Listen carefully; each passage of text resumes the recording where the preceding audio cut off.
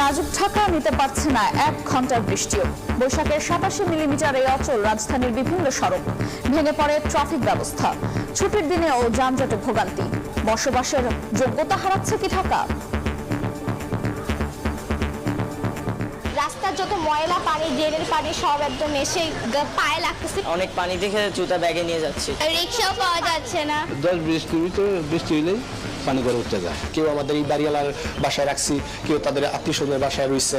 যে কোনো ধরনের চাপ নেওয়ার সক্ষমতা ঢাকা শহর হারিয়েছে। যখন আমাদের তীব্র তাপদাহ ছিল শহরে, নগরবাসী তীব্র তাপমাত্রায় আমরা নাকাল হয়েছি।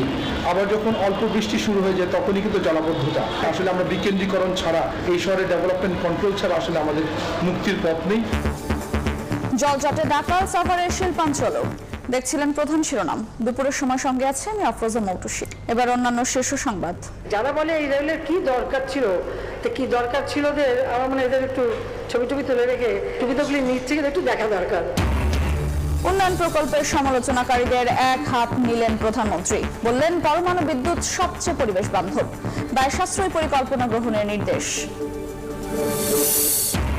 হজে যেতে ভিসা ইস্যুর শেষ দিন আজ এখনো হাতে পাননি 18,000 মুসল্লি। চ্যালেঞ্জ থাকলেও বিকল্প উপায়ে যেতে পারবেন সব যাত্রী, বলছে হাব।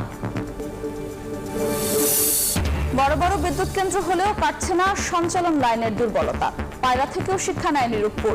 কয়লা এনে রেকর্ড মাতারবাড়ি বিদ্যুৎ কেন্দ্রের 1 বছরে এসেছে 15 লাখ মেট্রিক টনের বেশি।